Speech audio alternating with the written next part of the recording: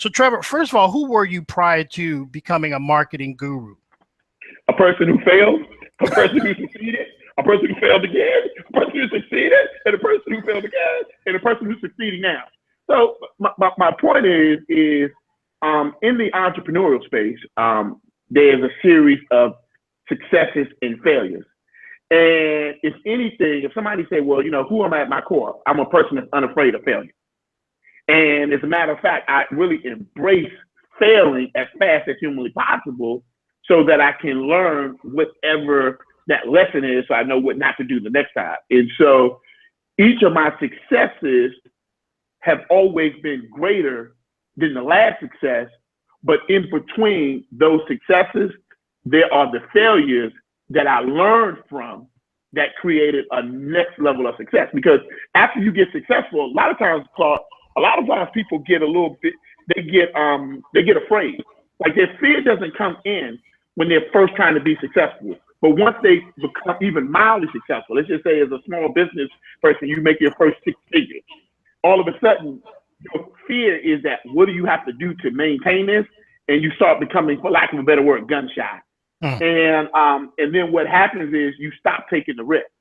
And the thing is, you don't really face your fears when you're trying to start your business because you're gutsy, you're brash, you're like, I want to do it, I'm going to take over the world. It's when you actually have something to lose. You're like, oh, wait a minute, now I've gotten the car, I've gotten the house, I've gotten the name recognition. Now I'm really afraid to fail. And it's during that time when we stop experimenting with our success. Because when you experiment with something, things could blow up, like blow up in your face, or things could blow up, like it could go big, it could go worldwide, it could go viral. So if anybody's in watching today and say, hey, what is Trevor? Hey, I'm an entrepreneur and I fail and succeed every day. I fail and succeed every year. I fail and succeed because business is a series of failures and successes. And I think about Apple, like, I was thinking about the iPhone, and interestingly enough, there was a study that came out last week. Everybody thought that this last iPhone 7 was going to be a failure because they took the iPhone jack off, or they took the headphone jack off, and they replaced it with just this one little jack. And I thought, that's kind of interesting. I thought about not buying it. And I remember when the CEO, Cook, said, he put this statement out. He said, why did you do it? And it was a one-word statement. He said, courage.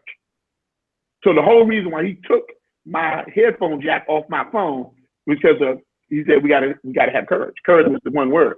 Well, the study that just released is that this phone is now the most profitable iPhone of all time. And the risk was unbelievable because they got slammed. Even I slammed them. I love iPhone. I'm team iPhone. Like, y'all took away the jack. This thing is going to be a failure. I'm never going to do it. Bought it, loved it. And sometimes we get so locked into convenience. We get so locked into protecting what we already have that we don't go forth into the new frontiers of our business. There's new frontiers of our dreams. There's new frontiers of our aspiration. There's always a new frontier.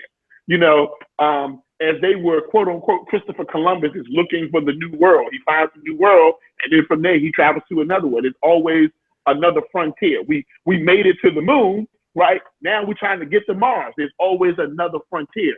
And the moment you stop seeking the next frontier in your business, the next frontier in your entrepreneurship, the next frontier in your personal growth, from that moment, you've now allowed fear to become the dominant factor in your business. Or what you've really done is you've allowed fear to become the CEO of your business. And as soon as you allow the fear to become the CEO of your business, you're going to get exactly what you most fear. Whether it be bankruptcy, foreclosure, going out of business, losing business, not having more customers, because fear is in the driver's seat. So that's a little bit about me. I'm just this crazy, wacky, fearless entrepreneur who is out there in the trenches just like everybody else. Yeah.